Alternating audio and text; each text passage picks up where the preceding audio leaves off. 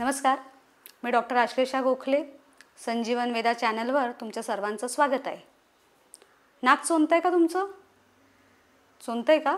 कशामुळे चोंदतंय विचार केलाय कधी? बऱ्याचदा नाक चोंदण्याचं मेन कारण असतं आपल्याला असलेला सायनसचा प्रॉब्लेम. आता सायनस प्रॉब्लेम म्हणजे काय? बऱ्याचदा कफ साठून राहण्याची प्रवृत्ती असते. आपण आता AC मध्ये गेलो आहे किंवा AC मधनं बाहेर पडलो आहे, अशा वेगवेगळ्या कारणाने किंवा धुळीचा संपर्क आला आहे, काही झाल्याने एकदम आपल्याला अचानकपणे नाक चोंदतं. चोंदणं म्हणजे काय? श्वास घ्यायला त्रास होणं, म्हणजे तिथे काहीतरी अडथळा निर्माण होणं. आता जेव्हा अडथळा निर्माण होतोय तर त्याच्यासाठी पटकन काय उपाय करू शकणार आहात? कुठल्या तरी गोष्टीची आधी वाफ घ्यायला पाहिजे. जर तुम्हाला वाफ घेणं शक्य असेल तर तुम्ही हळद, वेखंड पावडर, त्रिफळा पावडर अशा वेगवेगळ्या पावडरी टाकून त्याची वाफ घेऊ शकताय. अगदी निलगिरी तेलसुद्धा टाकून त्याची वाफ घेऊ शकताय. जेव्हा तुम्ही वाफ घेताय तेव्हा तुमचं नाक जे चोंदलेलं आहे ती जागा मोकळी होते आणि तुमचा श्वास पुन्हा पूर्ववत होतोय.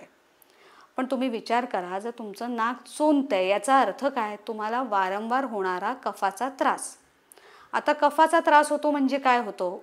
बऱ्याचदा कफ प्रकृतीच्या माणसांना AC मध्ये राहिल्यामुळे किंवा थंड पदार्थांचं सेवन केल्यामुळे कफाचा त्रास होतो. त्यामुळे सतत एक तर डोकं दुखत राहतं, नाक चोंदतं, सर्दी वाहत राहते, शिंका येत राहतात. कधी शिंका आपण धरून ठेवतो त्याच्यामुळे सुद्धा नाक चोंदतं. असे वेगवेगळ्या कारणं आहेत किंवा काही विशिष्ट वासांमुळे सुद्धा नाक चोंदतं. ॲलर्जिकचा त्रास असतो, म्हणजे ॲलर्जन्स जर आजूबाजूला असेल, अगदी बंदिस्त रूम असेल तर अशा वेळेला सुद्धा नाक चोंदल्याचा त्रास होऊ शकतो. मग तुम्ही काय काय करू शकता या सगळ्या गोष्टीला? आयुर्वेदात धूमपान सांगितलं आहे. धूमपान म्हणजे काय? बऱ्याच वेगवेगळ्या धूमपानाच्या गोष्टी तयार केले जातात ज्याच्या वासामुळे तुमचे नाक मोकळे होऊ शकतात. म्हणजे असे वेगवेगळ्या औषधांनी तयार केलेल्या गोष्टी आहेत, म्हणजे औषध स्वरूपात आहेत की ती गोळी जेव्हा आपण जाळतो त्याचं जेव्हा धूम आपण घेतो नाकातनं तेव्हा आपले नाक चोंदलेलं प्रमाण कमी होतो.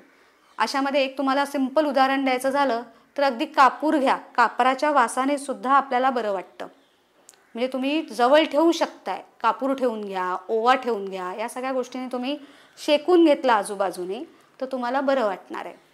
पण आता एकेकाला सायनसचा त्रास फार जास्त असतो. अशा लोकांनी काय करावं? सकाळी बाहेर पडताना नस्य चिकित्सा सांगितल्या. म्हणजे नस्य म्हणजे काय? तुम्ही प्रतिमर्श नस्य म्हणून सांगितलंय, जे रोज नाकात तेल किंवा तूप सोडूनच घराबाहेर पडा.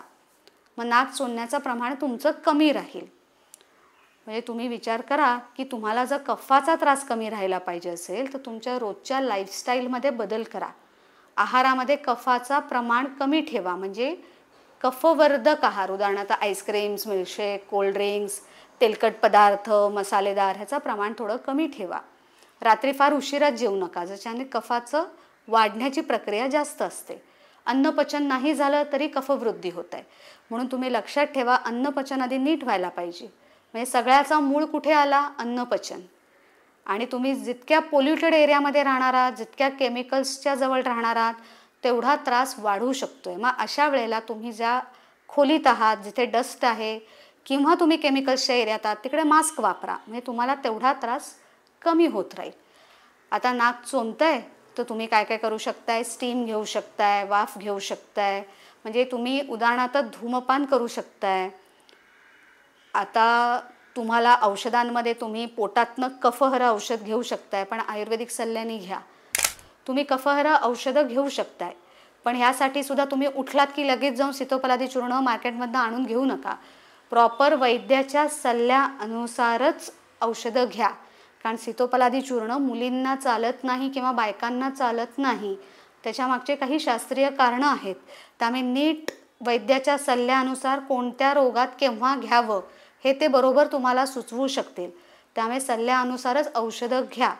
तुम्ही घरात काय करू शकताय? साधे छोटे मोठे उपाय करू शकतायत. आता खूप प्रकाराचे तुम्हाला रोल ऑन पण आलेले आहेत. जे रोल ऑन तुम्ही आयुर्वेदिक म्हणून असतील ते तुम्ही वापरू शकताय, पण ते सुद्धा केमिकल बेस्ड नाही आहे ना हे बघून वापरा आणि तेही सल्ल्यानेच वापरा.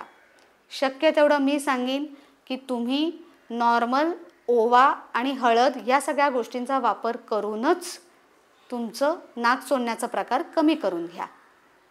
आता बहुतेक तुम्हाला सर्वांना लक्षात आलेलं आहे की आपण काय काय करायला पाहिजे. त्यामुळे धन्यवाद.